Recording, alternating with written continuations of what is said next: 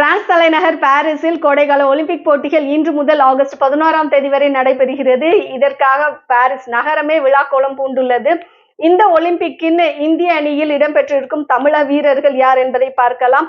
அது மட்டும் இல்லாமல் உலக தடகள சம்மேளனத்தின் முக்கிய அறிவிப்பு என்ன என்பதையும் இந்த வீடியோவில் பார்க்கலாம்.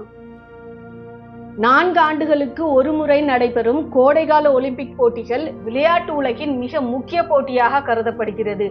உலக நாடுகள் எதிர்பார்க்கும் இந்த சிறப்புமிக்க போட்டியின் தொடக்க விழா இந்திய நேரப்படி இன்று இரவு 11 மணிக்கு துவங்குகிறது. ஒலிம்பிக் வரலாற்றில் முதல் முறையாக தொடக்க விழாவை ஒரு மைதானத்தில் நடத்தாமல் பாரிஸ் நகரின் புகழ்பெற்ற சீன் நதிக்கரையில் நடத்துகிறார்கள். 206 நாடுகளுடன் பங்கேற்கும் இந்தியா 26வது முறையாக ஒலிம்பிக்கில் கலந்து கொள்கிறது. இதுவரை 10 தங்கப் பதக்கங்கள், 9 வெள்ளிப் பதக்கங்கள், 16 வெண்கல பதக்கங்கள் என மொத்தம் 35 பதக்கங்களை இந்தியா வென்றுள்ளது. பாரிஸ் ஒலிம்பிக் போட்டியில் இந்தியாவின் சார்பாக 70 வீரர்கள், 47 வீராங்கனைகள் என மொத்தம் 117 பேர் பதக்க வேட்டையில் உள்ளனர்.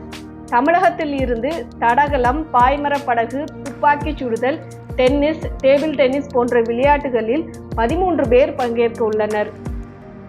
தேசிய கொடியை ஏந்தி செல்ல இருக்கும் டேபிள் டென்னிஸ் வீரர் சரத் கமல் 5வது முறையாக ஒலிம்பிக்கில் விளையாட உள்ளார்.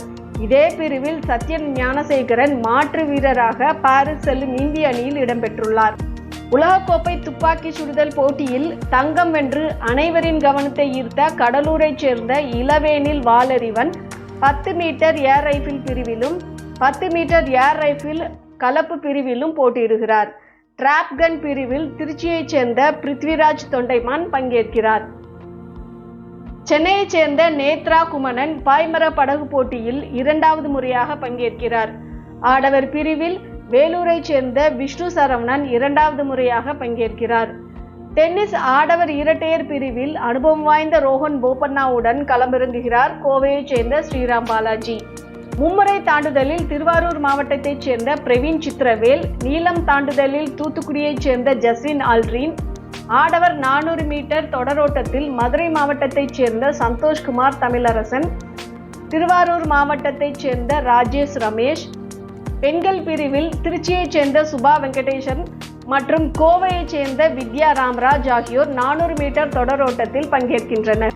இந்திய மதிப்பில் சுமார் 42 லட்சம் ரூபாய் பரிசுத் தொகை வழங்கப்படும் என உலக தடகள அமைப்பு அறிவித்துள்ளது.